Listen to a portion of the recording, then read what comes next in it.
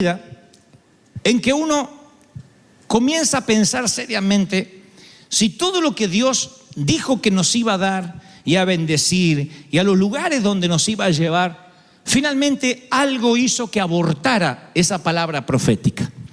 Porque, como dije una vez y volveré a insistir, siempre hay un proceso entre la zarza ardiendo y el momento en que Moisés finalmente cruza el Mar Rojo.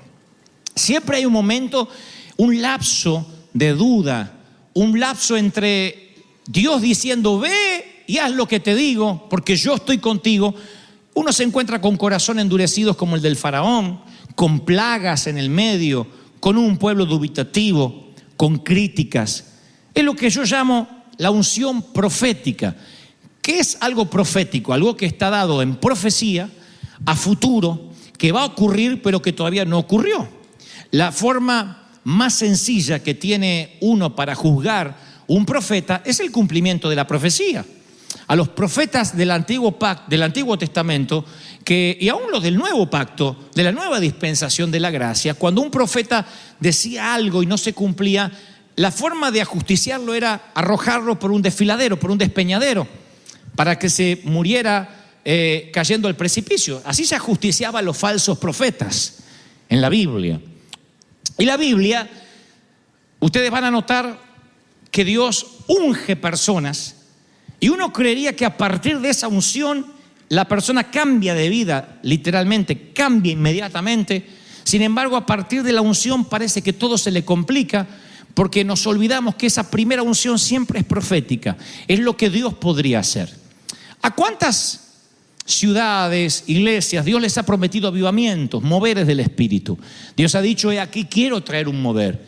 Y luego ese avivamiento o ese mover se aborta a causa de un pecado, a causa en el liderazgo, a causa de malversación de fondos, de no claridad en la visión, personas que se atribuyeron la gloria que le correspondía a Dios. Y entonces algo que proféticamente Dios iba a hacer, de pronto se detiene. Eso no tiene que ver con una profecía que no se cumple, sino con una unción profética que no termina en llegar a su propósito, como pasó con Saúl, que aún siendo ungido termina en el suicidio. Personas que fueron ungidas, fueron tocadas por Dios, pero no llegaron a los siguientes niveles. David, el rey David, hablo del salmista, accede a 3 momentos de unción. Y el primer libro de Samuel, 16:1, retrata la primera unción de la siguiente forma. Dice, el Señor le dijo a Samuel, no te quedes llorando por Saúl, yo ya lo rechacé como rey. Ve, llena tu cuerno de aceite y ponte en camino, porque yo entre los hijos de Isaí me he escogido como rey a uno de sus hijos. Ya Dios decidió. Dios decidió que entre los hijos de Isaí hay un rey. Tú nunca sabes cuándo Dios decide que en una familia va a surgir un rey, en una familia va a surgir un ungido. Por eso tenemos un cuidado casi quirúrgico en River Kid. Porque cuando nuestros chiquitos oran, y ustedes los ven en las fotos seguramente en las redes, cuando están llorando y adorando al Señor, no sabemos cuántos de ellos mañana, siendo adultos, podrán inspirar a un montón de gente. No sabemos con quiénes de ellos vamos a tocar a una multitud. Así que Dios dice, yo ya me he provisto de rey. No dice, anda a ver, y si no da esa familia, hay otra familia al lado. Y si no tengo otra, algún rey tiene que salir. No, Dios dice, yo ya me he provisto de rey. Entonces, conocen la historia, va Samuel, derrama aceite sobre David, y David entra en la universidad de Dios.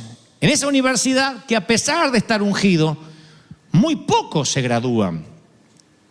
Porque es la unción profética, es la primera, es esa unción donde viene y luego David, si ustedes siguen su historia, van a notar que estaba ungido, pero que se le negó el manto durante mucho tiempo.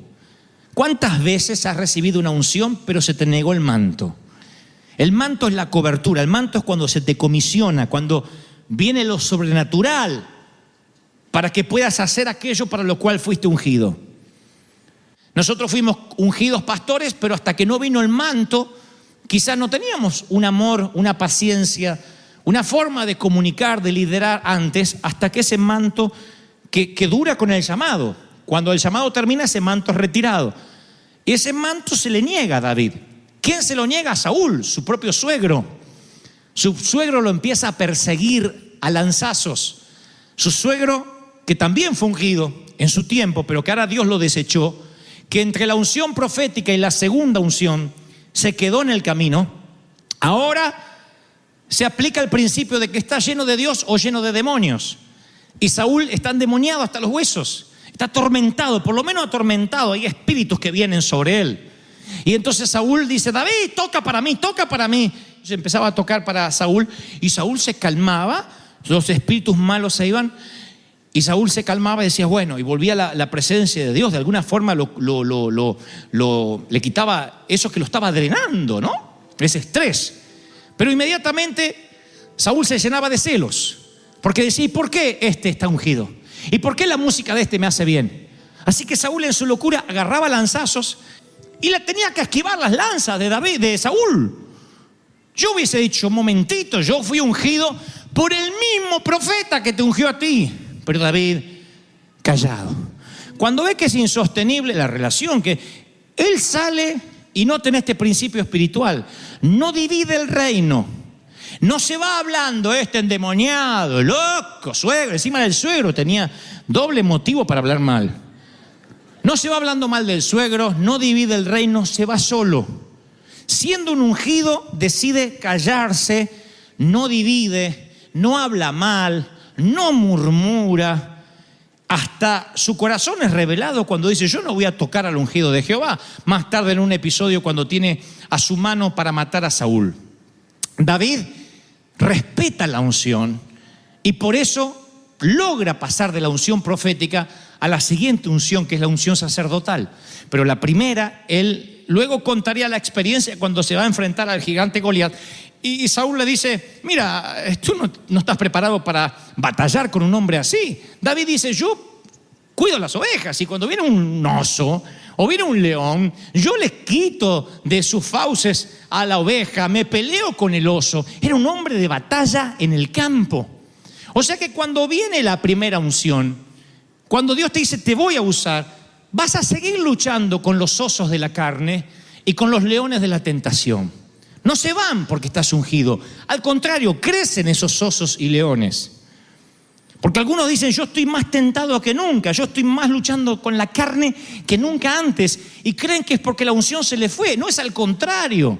Cuando los lanzazos vienen sobre ti, cuando los leones se levantan, cuando los osos quieren quitarte lo que Dios te dio para cuidar, significa que el enemigo olfatea que hay una unción en ti y quiere abortar tu crecimiento, quiere que no llegues a lo que Dios quiere que llegues, que es donde Él te quiere llevar, que es el proceso divino. Entonces David contaría después: yo lucho con osos y con leones. ¿Y quién de aquí no ha luchado con osos? ¿Quién no se ha trenzado con la carne más de una vez? Llámese carácter, pornografía, sexo ilícito, pensamientos impuros, ganas de matar a la suegra. ¿Quién no ha tenido un pensamiento así? ¿Quién no ha luchado con un león de la tentación que lo rodea todo el tiempo? Y a eso se te suma que cuando quieres ir a batallar contra Goliat, Saúl, en lugar de darte el manto, te quiere dar una armadura que a él no le sirvió. Porque la historia dice que David dice: yo puedo ir a pelear. Y Saúl le probó su propia armadura. ¿Qué tipifica la armadura de Saúl? Número uno, si la armadura de Saúl serviría, se lo hubiese puesto Saúl y hubiese ido a pelear Saúl contra el gigante. No le sirve a él, se la quiere dar al muchacho. Y David dice: no, yo no necesito una armadura, ni me puedo mover, parezco una sardina, parezco un pescado enlatado. Yo necesito ir a pelear con ese hombre y sé que Dios va a estar conmigo porque Él ha desafiado a los escuadrones de Israel. El desafío no es a mí, el desafío se lo hizo Dios, se metió con alguien más grande que yo. Esa era la mente de un ungido. ¿Me explico, sí o no? Ahora, por eso David luego es victorioso. Vence el gigante, vence los osos, vence el león. Pasa la unción profética. Y yo necesito darte esta palabra. Todos los que estamos aquí, sin excepciones, yo estoy seguro que hemos recibido una palabra como: te usaré. ¿Por qué? Porque yo mismo he transmitido esas palabras de parte de Dios para ustedes, su pueblo. Dios ha dicho: pensamientos de bien tengo para ti y no de mal. Dios ha dicho que te quiere usar. ¿Todos serán usados? No. Dependerás de qué haces con esa primera unción, con esa unción profética. Ahora David cuida, lucha con la tentación, lucha con la carne, lucha con una generación celosa. A veces el último que va a ver lo que tienes de parte de Dios va a ser tu líder, tu pastor. Y eso me incluye, nos incluye. Porque cuando uno recibe cosas de Dios, a veces Dios no se la muestra a tu pastor. Y no es para que te rebeles y lo hagas igual. Es porque Dios quiere que aprendas a esperar el tiempo correcto. A ver si puedes coincidir tu unción con la sujeción. ¿Estoy claro o no? Porque a veces uno dice: yo estoy ungido, ¿qué tengo que esperar al hombre? Pero si uno no puede sujetarse y estar bajo autoridad, nunca David va a poder tener autoridad sobre los demás soldados. David sabe eso. David dice: yo no voy a dar un golpe de estado. Nunca, jamás David haría eso, porque él sabe lo que significa la unción en él y la unción en Saúl. Así que permanece callado. Alguien necesita oír esta palabra ahora. Permanece callado hasta que la unción salga por los poros, hasta que tus críticos digan: yo no sé qué tienen, pero hay algo especial sobre ti. Quédate callado hasta que la gloria de Dios se vea de una forma que sea indiscutible. Que digan: esta persona tiene algo. ¿Cuánto tarda? El tiempo que Dios quiera, el tiempo que Dios haya determinado. Porque llega el momento que David va a acceder a la unción sacerdotal, que ya no es lo que Dios hará, sino lo que Dios está haciendo. Y aquí debe haber un gran grupo de gente que debe estar viviendo esta etapa. Dice la Biblia en 1 Samuel 22:2, se juntaron con David, oigan, todos los afligidos, los endeudados, los que se llaman en amargura de espíritu. Así que hispano había, seguro, estábamos nosotros ahí. Y él fue hecho jefe de ellos y tuvo consigo como 400 hombres. Y vinieron los varones de Judá y ungieron a David por rey sobre la casa de Judá. Noten ustedes primero quiénes ven algo en David. No es Saúl. Esta segunda unción, cuando lo ponen por rey de Judá, viene de parte de un reconocimiento de los marginados, de gente que uno no espera reconocimiento, sin embargo se da cuenta de lo que tú tienes. Por eso yo digo siempre: si crees que Dios te llamó para algo, ve a los hospitales, a los asilos, a los orfanatos, abraza a alguien que nadie abraza, mira a algún joven, dale aliento, págale el café a alguien más, ayuda a cualquier persona de la cual te asegures que no vas a poder recibir recompensa alguna, que no va a poder compensártelo. Entonces de ese modo vas a notar cómo tu unción empieza a tocar gente marginada, gente que está relegada, es la gente común, es que dicen, ¿sabes? Cuando vienes a la compañía o a la universidad o vienes aquí a la oficina, la atmósfera cambia. Son ellos los que empiezan a reconocer primero. Pero si en tu trabajo secular te conocen como demonio, difícilmente te conozcan como un ungido en la iglesia. Son ellos los que te tienen que reconocer que hay unción. Primero los inconversos. Tal vez no la llamen unción, le llamen buena vibra, energía. No pretendamos que digan la unción sacerdotal está sobre ti. A lo mejor te dicen: qué buena onda tienes, pero qué buen tipo que eres, o eres musulmán o maometano, algo tienes, o lees a Chopra. Y tú les dices: no leo a ninguno de esos, estoy lleno de Cristo. Y es fácil predicar cuando primero tu testimonio iluminó, cuando brillaste. Es fácil, es el mejor público cautivo que puedes tener. Porque alguien dice: ¡wow! ¿Qué tienes? Y tú dices: ¿quieres que te cuentes? Vamos a tomar un café. Pero cuando tienes que convencerlo con palabras, lo que no has podido convencer con tus hechos, entonces no puedes predicar. Porque dice: ¿qué me vienes a hablar si tú miras más mujeres que yo? ¿Qué me vienes a hablar si se te van los ojos así y le miras el trasero a todo el mundo? Hasta al jefe le miras el trasero. ¿Qué me vienes a hablar si eres el primero que te vas? Si estás mirando la hora, si estás mirando cómo robarle tiempo a la compañía, cómo sacarle más dinero y hacer menos. Y aunque no te lo digan, lo están pensando. Y uno pierde la autoridad moral para predicar.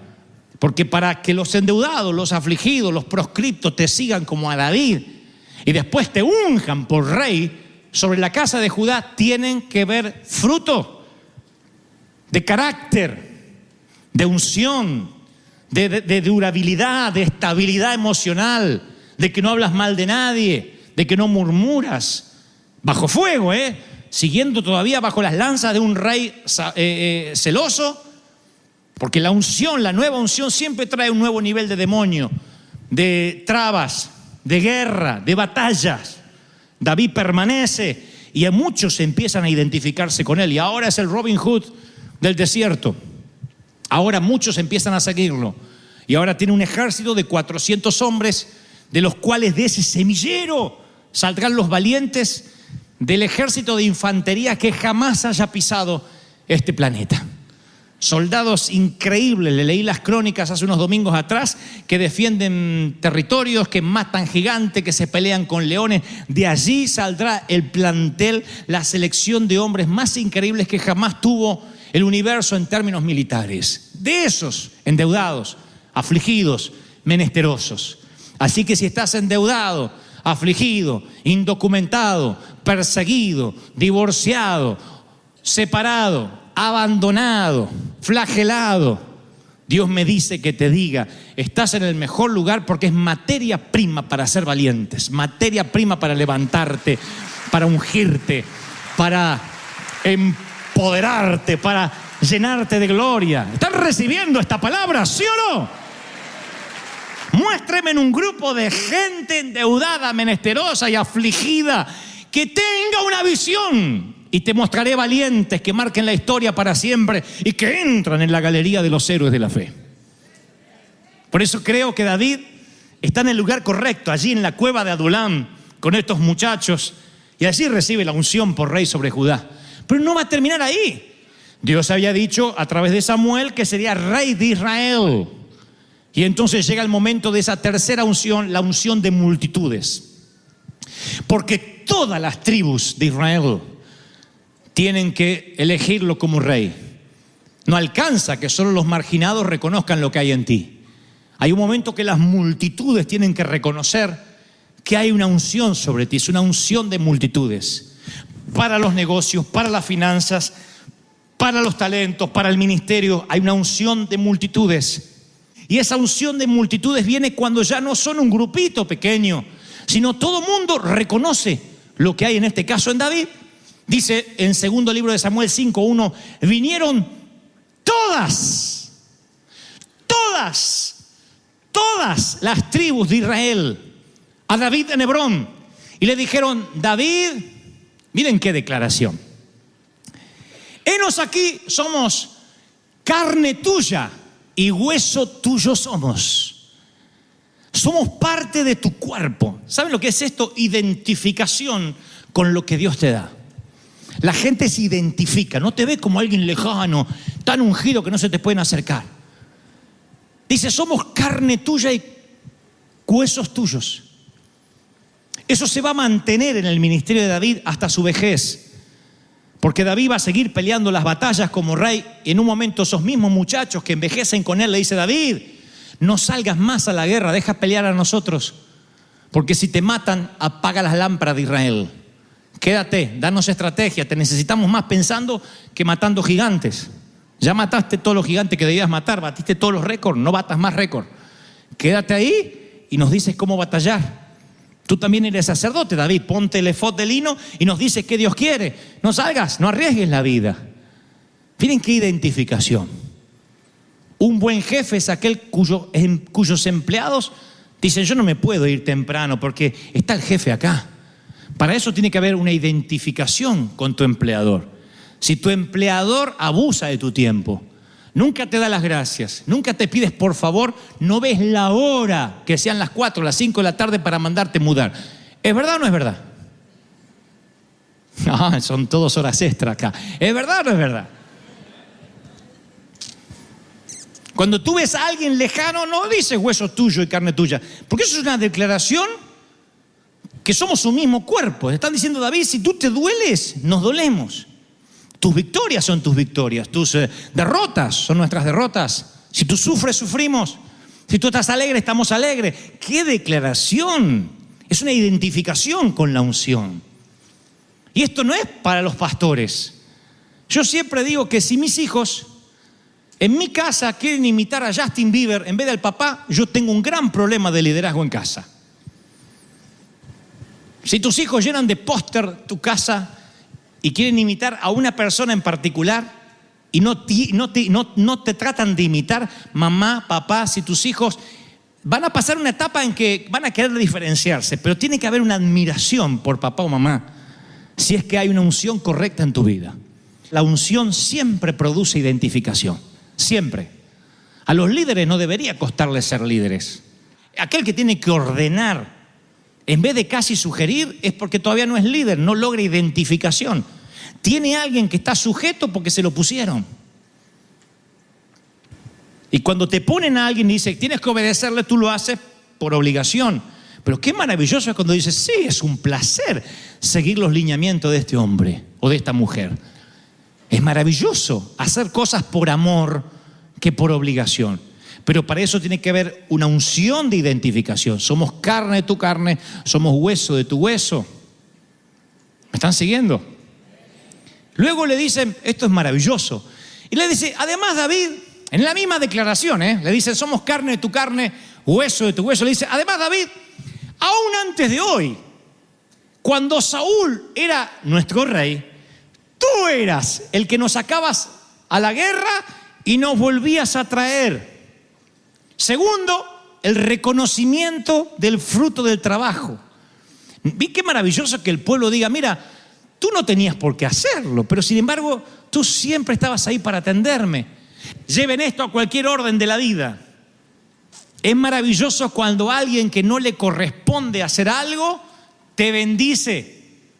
Porque el pueblo reconoce el fruto de tu trabajo. Eso significa de que estás en el tercer nivel de unción, la unción de multitudes. Cuando la gente dice, eras tú el que nos sacabas a la guerra. Teníamos un rey, pero el rey andaba sacándose fotos en el velero. Tú eras el que nos sacabas a la guerra y nos volvías a traer. No nos dejabas ahí en la guerra. Eras tú. Así que ¿cómo no te vamos a reconocer como rey? Estas palabras no se las olvidó nunca David. Tú eres el que nos sacas a la guerra y nos vuelves a traer. Se identifican. Tú eres carne de nuestra carne, hueso de nuestros huesos. Reconoce el fruto. Eso es lo que pasa con David, porque 12 tribus no pueden estar enamoradas de David. Hay algunos que por ahí les cae mal. Otros dicen, ¿y este quién se pensó que es? Nunca va a superar a Saúl. Otros dirán, ¿y este porque se casó con la nuera, con la hija de Saúl, se piensa que nos va a manejar? Pero todos dicen, pero reconocemos que Jehová te ha puesto por príncipe sobre Israel. ¿Qué causa el reconocimiento del llamado de Dios? ¿Qué causa? Respaldo. La gente dice, vamos a respaldar a David. La gente te respalda. ¿Qué segunda cosa produce? Compromiso. Moral, espiritual y financiero. Cuando alguien respalda una unción, hay un respaldo financiero, económico. ¿Qué necesitas? Hay una honra. Tú honras a quien amas, a quien reconoces que Dios tocó. Honra. Yo he honrado porque la honra es la que cosecha honra. Cuando tú honras a Dios, Dios te empieza a honrar. Es el principio de la honra. La que recibe David es un compromiso. Estamos contigo. Dios te ha puesto. Y por eso después todos traían los tesoros y decían, David, aquí tenemos los despojos, lo que tenemos. Yo apoyo, yo sé que la unción está, que la gloria está. Y ungieron a David por rey sobre Israel. Lo ungieron. Ungieron a David. Eso me gusta, porque se nos escapa ese detalle. Ungieron a David por rey sobre Israel. Porque esta unción ahora no viene de Dios, como la primera. Esta unción viene del pueblo. La unción de las multitudes siempre viene del pueblo. Si el pueblo no unge el púlpito no tiene unción para con el pueblo. ¿Sabían eso? Y el pueblo ungió a David por rey sobre Israel. El reconocimiento de la multitud vino mucho después de la unción de Dios, de aquel cuerno de aceite ordenado por Dios a través de Samuel. Hay un momento que la gente empieza a reconocer. Esto no es en términos solo ministeriales, esto es en los negocios, en el arte. Alguien que canta quiere que todo el mundo compre sus discos. Alguien que tiene un restaurante quiere que todo el mundo, todos los clientes vayan. Esa es la unción del pueblo. Hay restaurantes que abren y desde que abren no entra un alma aunque tienen la mejor comida, los mejores precios, porque el pueblo no lo unge. No me pregunté por qué, no sé. Hay cantantes con una voz y nunca grabaron un disco, nunca ganaron nada, se quedaron en la ducha cantando. El pueblo nunca los ungió. Y hay otros tipos que desafinan